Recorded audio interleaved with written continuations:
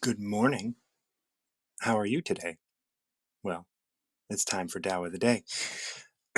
I am here and had a wonderful day yesterday. I got to be a stage manager for a feminist burlesque show. So that was fun.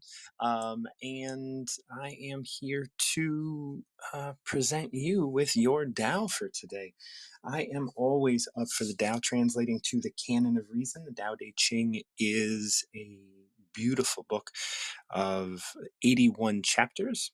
And those chapters are all really about like living within a reasonable way, living a life that is reasonable, living a life that is just guided in a way. So we're gonna go ahead and pick a number, and I'm gonna pick 76. And then we're gonna go through 76, and we're gonna see what 76 has for us. And then if anybody wants to join me from there, I would love for you guys to pick a number between 1 and 81. You can always join me here on Wisdom, on the Wisdom app, where I do Tao of the Day. This is also a podcast on Spotify, where once I'm done getting this, once we're done recording this here on Wisdom, I post it there so that you guys can have access to all of the Tao and our discussions. So if you had a discussion with me about 77, you want to hear about other 77s and how other people interpret it, you can go there and you can listen to all the different chapters that have addressed 77. So oh, who's here? Oh, Catherine is here. Oh, wonderful. I didn't even get to pick my 76 yet. Catherine, how are you doing? I'm good. I'm trying to kind of start packing. Yeah, when are you leaving for the Disney World? my my partners in crime arrive at my house on the night of the 6th. They're driving from Colorado. Oh, okay. The night of the 6th. That's like I know. it's a long time away. It's 16. It's 2 weeks. It's over 2 weeks away. Yeah, but by the time you add in I have to organize everything for Oh, everyone. oh, So wow. Is this a control thing, or is this a like just what they want? he is a single father of two, meaning he has full custody of both the boys Yeah. and owns his own business. Okay. And has a house to manage and all that. So and I'm a much better organizer than he is. I see. So that is my job that I have been hired for this. Oh, okay. I see. I see. And so you guys are going to fly from Tennessee into We are Florida. driving. You're driving. Okay. Well, Yeah, that is a they're driving from Colorado. Colorado, and then we're driving from here. Well, that'll be fun. Is the vehicle like not worthy of the road, but I mean like spacious enough? Is this like a camper or what? Well, yeah, he's bought a nice new truck, but like many, it has not arrived yet. Oh, okay. I see. So we're going in a sedan, but we'll be fine. We'll be fine. Yeah. Yeah. Yeah, but you'll be scheduling, and I'm sure it'll go. I'm sure it'll go swimmingly. Let's Yeah, see. Let's see what the Dow has to say about your trip. exactly. So I'm feeling like 11. 11. Okay. Um, this is funny. We join spokes together in a wheel, Oh, but it is the center hole that makes the wagon move. that's me. Yeah. We shape clay into a pot, but it is the emptiness inside that holds whatever we want. We hammer wood for a house, but it is the inner space that makes it livable. We work with being, but non being is what we use.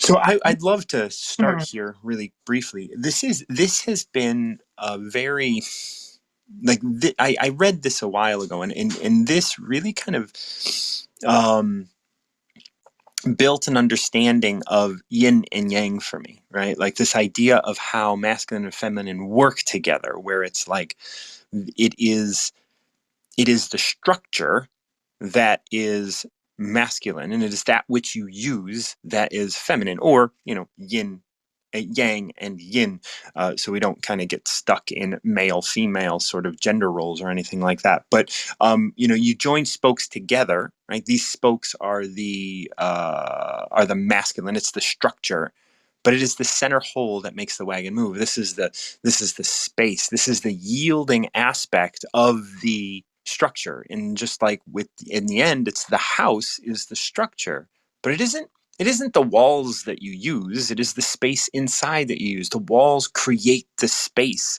create the structure for that to exist. So this one in particular has really informed a lot of my thoughts recently about about like these two aspects of experience: structure versus space, or structure versus the that which the structure is built to define, or to encompass. It actually makes me think of the reason I am actually so basically. Um, my dear friend, he's my best friend, really. He called and he said, "Okay, how tall do you have to be to ride all the rides at Disney World?" Because I've been measuring, and then that was about it. He goes, "Okay, then since they passed, plan everything." Okay, I did. So I'm basically in control of absolutely everything. And the reason I am, it reminds me of what you're explaining. Because when we first went 10 years ago together, I created this structure of what where we would stay, what we would do, when we would do it, how it would work. And I had like this little binder I had made that we took. And then we each had little colored Excel sheets organized by park and what we'd eat and all that. And when I showed it all to him, he was like, I don't like to do trips that organize. All right. And he was like, all right. I'm like, just trust me. This is the structure for us to move about freely. And he was like, okay, I don't know. I mean, Excel sheet for Disney World. What fun to me. And when he realized that the structure was so that I knew what hours, everything was open, where, if we were in Frontierland, what were the restaurants we wanted to eat. So when we were in Frontierland, we knew like off the top of our little Excel sheet where the places where we wanted to eat and, what things. And he's like, wow, we rode everything. We ate everywhere we wanted, plus, plus, plus. And he goes, it was the most relaxing, most fun play time I've ever had because I didn't have to think about it. I never had to worry. And actually, it was totally spontaneous. I'm like, and that is the magic of having a structure that you can move about in. That's right. Like having a structure that you can't waver from, or that Mm. includes so much and isn't set, is set that you are actually experiencing the structure versus the space within the structure. Is like, Mm-hmm. because when you can structure from both these, like you can build structure because you're attached, like you do have a strong masculine energy about you, like that. I don't think that that's anything Father card. new. What's that? I said I'm That the father card. Yeah, like you definitely have that, and Yeah. it's a beautiful thing, and yet you live so freely and beautifully within that feminine, like spacious, like intuitive space. Like you embody this balance between masculine and feminine really beautifully, if I can say that.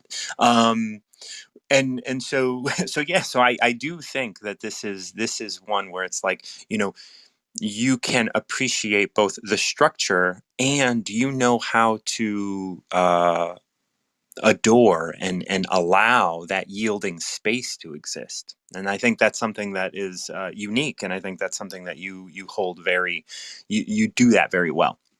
Well, So we join spokes together in a wheel, but it is the center hole that makes the wagon move. And I think like this is just very, very, like same with the next one. We shape clay into a pot, but it is the mhm. emptiness inside that holds whatever we want. We hammer wood into a house. It's the water can slosh around. The things, they can slosh and move in there. Yeah. And in there, you can do whatever you want. Yeah. Like You can actually move, you can actually carry things, you can actually live. Yeah. It's not just about like, oh look, I have this nice house. Yes, but what is the inner space happening Hmm. in that? It doesn't matter how big your house is or how small your house is, or if you live in a, you know, in an SRO, or if you live in a mansion. Like either way, like what is in that space, the energy that it is in that space, that's what makes it livable. That's what makes it full. Like if you fill your space and you're miserable within it because it's so filled, then Hmm.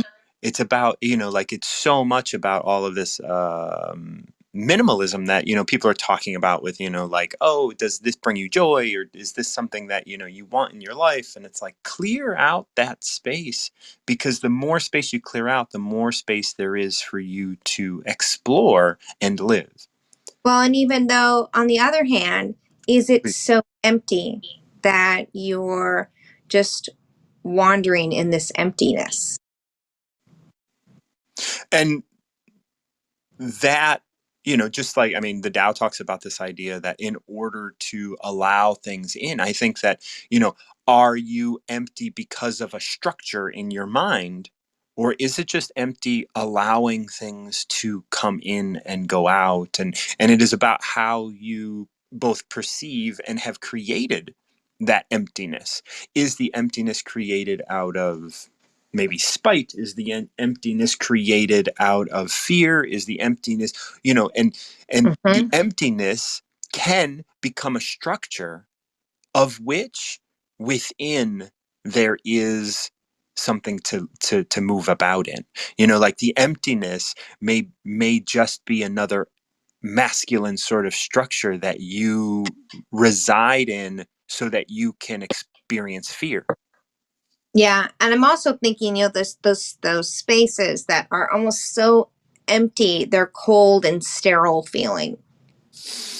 Right. Yeah. Like you walk into a space like extremely modern cold design, is it can very well take that, and where it's just like, no, nothing can be in here except, things that are square, or Mhm. whatever. Like, Or in those spaces that it looks like they bought like the room from Pottery Barn, and yeah. there's nothing personal. Yeah, those like all of that stuff, when we create spaces that are structures. Yep. We create a structure in our as our space, and Hmm. some like not embracing the fact that it is what is within the structure that we live. It is what is within the structure that we want.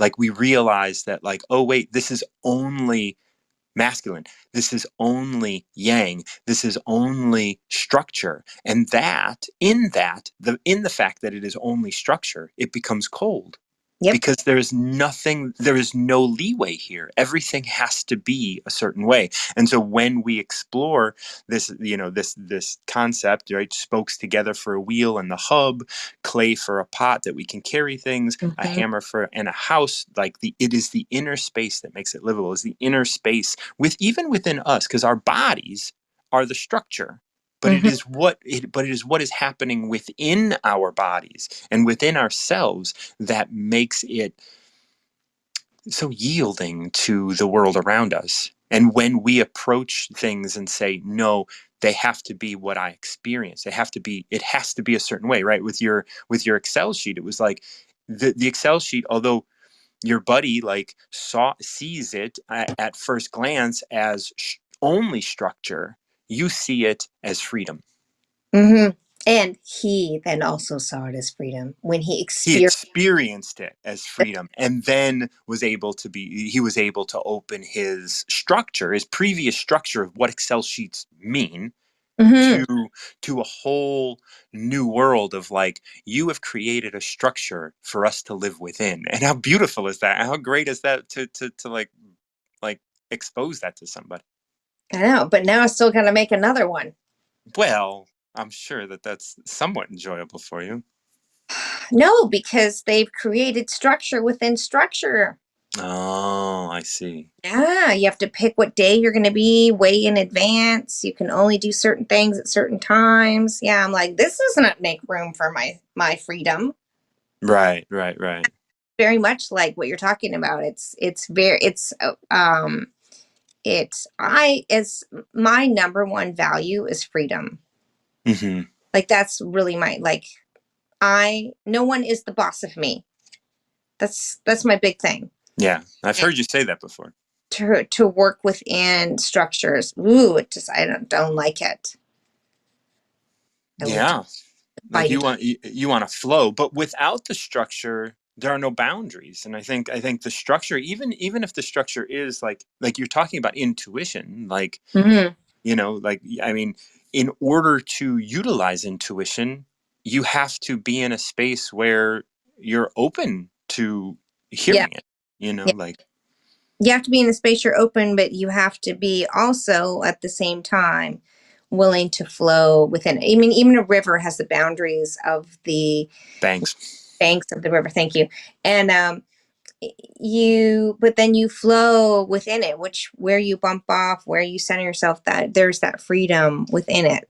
And sometimes we get, some people get lost, or they say, oh, this is too much freedom. I need a track that this Yeah. follows. Yeah, I mean, I work with people a lot, and really they just want a bigger box to exist within. Hmm. But, as the last couple lines here says, we work with being, we work with the box, but it is non-being. It is the space within the box that we use. And when we can break out of that box, when we can get to a bigger space, then in a bigger structure, then we can move about with more freedom. We can party. Oh, thank you so much, Catherine. Love you. Oh, that was beautiful. I'm so glad that Catherine is such a fan of the Tao, because it's always great to have buddies come on and chat, and it's always great. Like I have to say, this is probably where I get to know Catherine the most.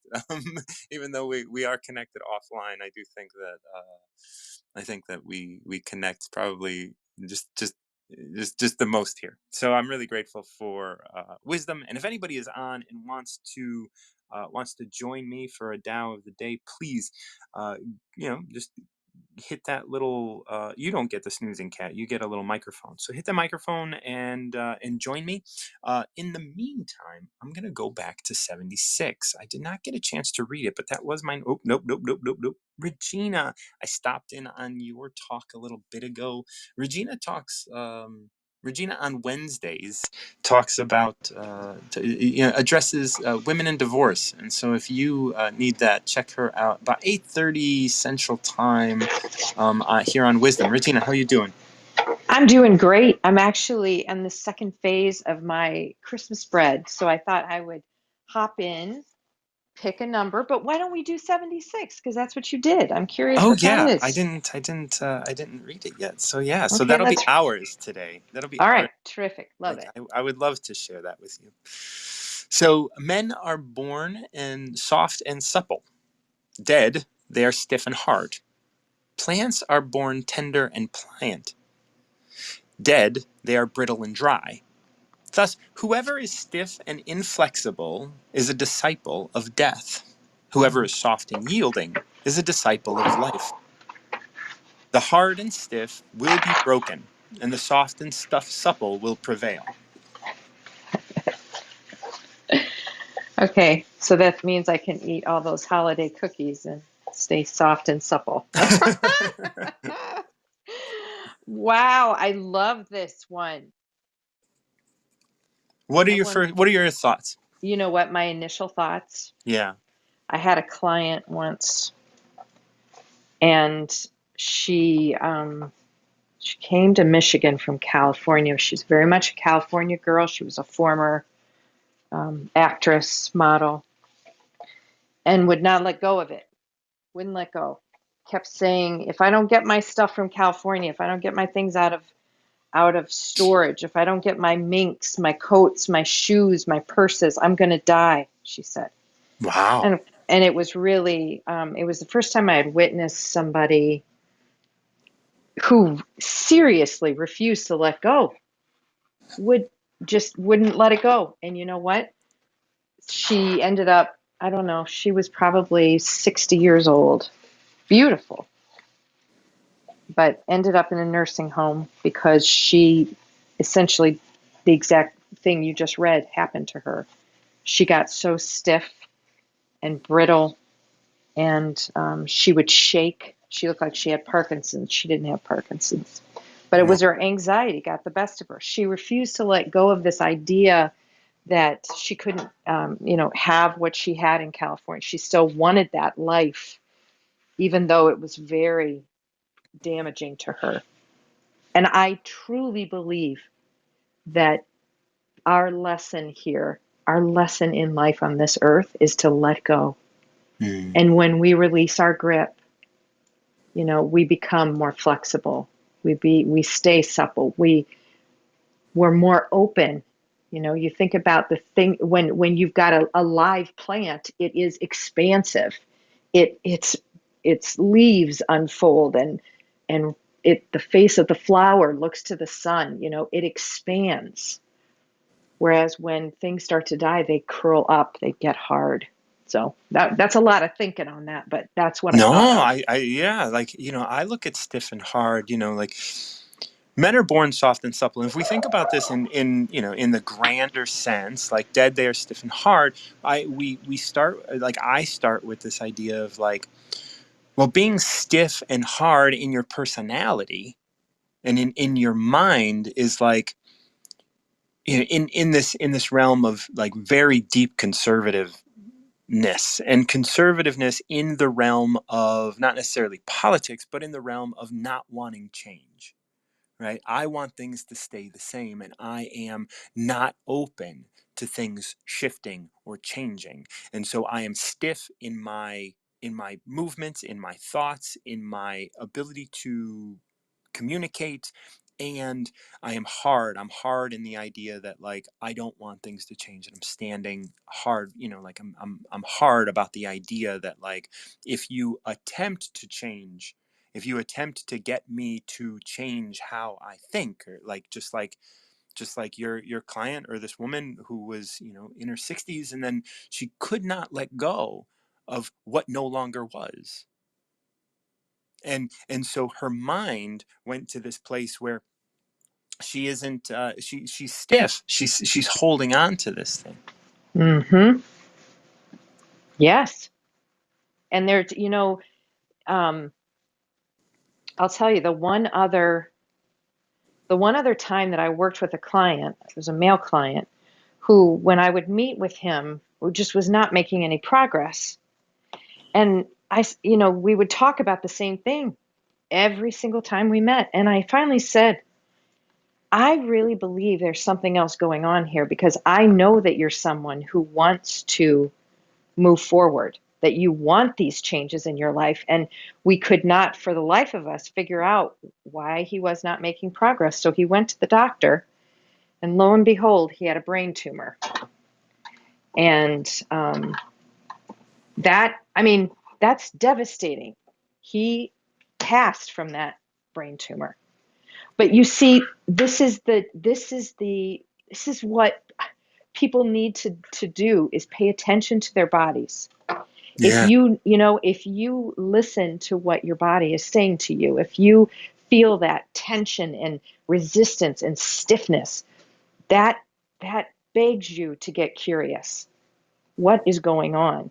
But if you are truly, attempting to make progress, you're open to it, and for some reason you're not making progress, then by all means get a physical. go Yeah. go get checked out, because many of my clients who have neurodiversity, they have a real hard time getting those appointments made to go in and get the preventative kind of checkups done. And it's so important to do, especially as we get older. Yeah, absolutely. Like that on Sunday I'm going to be having a series of MRIs for my MS, but I get to, like I get to check out my brain, because I get an Mm, MRI on my brain. And so I'm so grateful that that's part of my process. That's part of my regular sort of stuff, because yes. that is a big deal, like just to be able to get checked out. Plants are born tender and pliant. Dead, they are brittle and dry. Thus, whoever is stiff and inflexible is a disciple of death. Whoever is soft and yielding is a disciple of life. One of these things, I talk a lot about in my recovery work. I talk a lot about this idea of accepting people where they're at, but not like treating them where they belong, but like being able to be there, present where they're at. I just had a client who was so grateful that I was a space that was unjudgmental. My it's not like I don't care if she is not being a good partner to her partner. I don't care if she Hmm. is manipulating the situation. Like, that's fine. It's fine Right. that you're doing that. are Yep. are you okay with doing that? Because then they go, actually no. And it's like, okay, well then, Right. now that you're seeing, like, I get to be yielding so that she can, and I can be a disciple of life for her. I can move to a place where all of a sudden she is being accepted as who she is, and she doesn't have to defend it. And because she doesn't have to defend who she is or what she's doing, she gets to look at it for herself. Mm. Yeah, that's She gets to, huge. she gets to be she gets to be like, oh wait, you're I don't have to defend this. I don't have to say, like, well, this is why, and all this. And every time she went into making excuses, I was like, stop. I don't care. Like, Hmm. you're just doing what you do, and that's okay. Like, I don't want you to end your relationship. Do you want to end your relationship? She was like, well, yeah. And I was like, well, then, well, you don't need me to like that's your business. Like, you got to figure that out. Like, I'm here for you. I'm here to be here for you, meaning that I'm going to support you. And if you're being mean to people, well, I don't care. Like, you have to figure out, do you care that you're being mean to people? And you're being mean maybe because you're being inflexible, maybe you're being stiff. And then you see that when my clients see that I can yield to that, then they realize that, like, they don't have to judge it. They're so afraid of being judged. And they're so afraid of like this client in particular was just like, but I've created this identity that they all know me as. And I was like, right. And you can continue building that identity if you'd like. Do you want to do that? No. I was like, oh, well, then what are you gonna do? Like, this isn't for me to tell you what to do. This is for you to realize what you do and then figure out what's next. And I feel like that is yielding, that is soft. And so many of my clients always kind of say, like, this is so fun and so hard. Yes. Yes. Yes. Because when we finally say out loud, we're ready to make the change. When we're actually the ones saying it, not everybody else. Because Right. boy, everybody else is sure free about their belief that we need to change or we need to do something different or we should or should not do blah, blah, blah. Um, Especially the people who are closest to us. And that's because we've got all that backstory.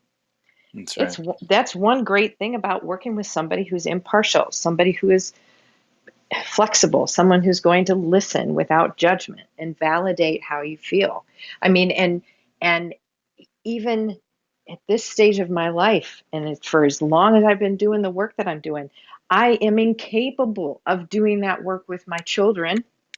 I Right. cannot, I cannot be the mother and your therapist, counselor, coach, teacher. It does not work. No, no. Because, well, I mean, ultimately you're too stiff there, because Yeah, this is yes. like, because there's so much baggage, and there's so much that is attached to it. Mm-hmm. There's like, and you are attached to it. These are like, you see these children and you're like, this is my responsibility. And it's just like, no, actually not. Like, I mean, Yeah. I tell people all the time, it's just like, actually, you're just making sure your children stay alive, and if you don't do that, it's not your fault. Like, you're just here to keep them fed and get them off on their way. Like, they're not yours. These aren't your children. I know we like to think of them like that, but like, they're just children. Yes, You just happen to be housing them for a time. exactly. Yeah. Wow. Yeah, well, I think that this is beautiful, and especially, in today when you know the story of the Christmas bread, I Yeah. was teaching my sister-in-law how to make it today. And while my dough is very pliable and I'm showing her how to knead it, she immediately said, "My dough is too stiff. I can't do anything with it. I put too much flour in at one time." Hmm. And that even in there is, this analogy for like if you try to do too much too fast, if you and That's certainly during the beautiful. pandemic, I think people are doing that. All the information, all the different things. Buy it, try it, sell it, be it. We are getting to the point where we're saturated. And in that we can also become stiff because it's almost like we're frozen, not knowing what to do. You know, I love that. I love that. And like I want to bring, because we wrap up this 76 with the hard and stiff will be broken, the soft and supple will prevail. And just like adding too much, right? Like, like I'm in not being able to kind of feel in that space. And I know you talked about, like I know you were talking today about like divorce and other things like that. I'd love to get your take on, these two lines, the hard and stiff will be broken, the soft and supple will prevail, as it relates to like women getting over divorce. Mm. Well, and today's topic was yesterday, actually. It's the letting go of yesterday because often people navigating that journey think about what if I had just done this? Or they think, oh, geez, I should have seen the red flags, or why didn't I notice that? And they're constantly looking over their shoulder. Well, if we spend all that time wondering what if and spending time in the past, we do miss out on so much and we're more likely to stumble. If we're not looking where we're going, um, it's like when I walked the Camino, the bag was too heavy. I was stiff the next morning. I injured myself. If you are too concerned of what's on your back, of what's behind you, you are missing so much right now. And now is all we have. Yeah. And we've got to be open to it. This is how we prevail. To be open and have, like, what does Brene Brown say? Soft front, um, strong back, soft front, strong back, wild heart. And I'll end my session there. I love you. Oh, I love you too, Regina. You're such a light. I love you. Thank you. Okay, so that's 76, and I want to just come in and say, yeah, like the ideas that Regina was presenting, like the idea that you can't let go of yesterday, the idea that you can't let go of who you used to be, if like this woman from LA that moved to Michigan, and these ideas that we hold on to. And you know what? I'm going to tell you, just like I was talking about with my client, I don't care. If you want to not let go of your yesterday, I want you to be able to hold on to it until you're ready or until it goes on its own. Because if you keep yourself up at night thinking about stuff, okay, but understand what you're doing. Take into consideration what you're doing, because what you're doing is like there's a reason for it. If you can sit quietly and figure that out, or sit quietly and just watch it, like not get so caught up in the story where you get stiff, but get supple in that stiffness. Get outside of your body and look at it and say, oh, look, I am stressing inside. That's interesting. Let me breathe through this. Let me observe this rather than getting caught up in it. Like there's a whole lot that goes on with this idea of, soft and supple, hard and stiff. And we were talking with Catherine earlier about the structure and the space. And when we talk about the structure and the space, that's like a Russian doll, right? Like there's one inside of another. Like you have a structure in which you have a space that exists a structure in which there is a space that exists in another structure. And all of those things, it's not like you get to the center. There's always going to be a structure. The universe is a structure, and that structure is where everything gets created. And then inside of each of those structures exists other structures. Right. And so, like, when we look at we're born soft and supple, we're born into our bodies soft and supple. And inside that body are things that can become stiff and hard. And when we allow that stiff and hard to fill the space of our body, to fill the space of our lives, well, that is when we become a disciple of death, or not a disciple of death, but yeah, a disciple of death, it says here. Thus, whoever is stiff and inflexible is a disciple of death. And if you think about it, throughout your life, you may become increasingly stiff and inflexible. You may start in one place where it's like, okay, I am born soft and supple. And then, by the time you're 2, you have stiff and flexible things. And then by the time you're 20, let's say 28, you are filled to the brim with stiff inflexibility. And that was, by the time I was 26 that was when I decided I was going to get sober. And that was when I was as stiff and inflexible as I could have been. Right? Like my entire life at that moment was about using, escaping, and drinking, and just being outside of myself. And then I realized how stiff and inflexible I was. I realized that I was heading towards death. And I said, okay, well, I want to start to shed some of this. Now, not long ago, a week ago, yesterday, I think, I celebrated 21 years clean and sober. So what that meant was that it's been 21 years and I've been on this journey of becoming increasingly soft and supple. So you can get it back. It's not like it's not like you can't decide who you're going to walk with. You're going to walk with death, or you're going to walk with life. And if you find yourself resistant to the desires and needs of others, and resistant to the systems, and resistant to everything, that is hard and stiff. Soft and supple is accepting both the joys and the pains and the ups and the downs of the lives of us as well as other people. That doesn't mean you are complacent. That doesn't mean you are lazy. That doesn't mean you are trying to escape anything. It means you are present with it. I had a conversation with someone not long ago who was, he's afraid of the way the world is going. He's afraid of climate change and he has grandchildren. And I get it. And he looks at my stance of being like, well, there's not much that we can do about climate change right now as individuals. Just like, but we need individuals and policy. And I said, yeah, but we can't let great be the enemy of good here. You can't get stiff in the face of opposition because you're angry. Your anger is stiffness. Your anger is hard. Your anger is brittle and dry.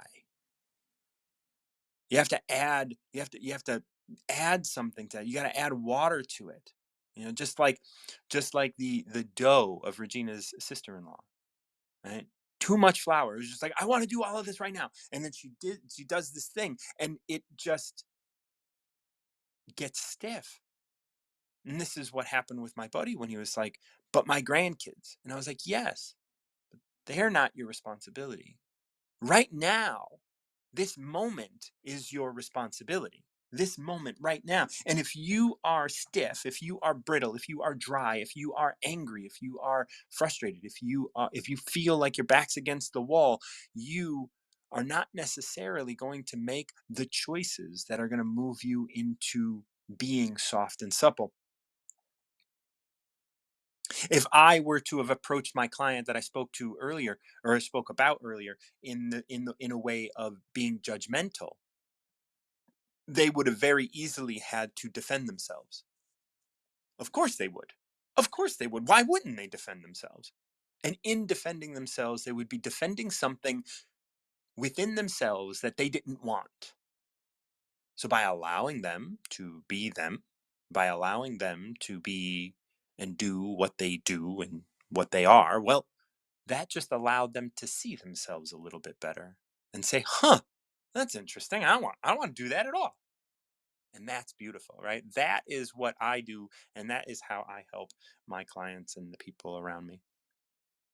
So we covered number 11, which was all about the masculine and feminine, in my opinion, in the structure and the yielding space, right? The space in which you can do anything you want, and the structure. And here we talk about softness, suppleness that you get to use in the space. And if we look at this, we look at 76 and 11 together as like a team. Men are born soft and supple, dead they are stiff and hard.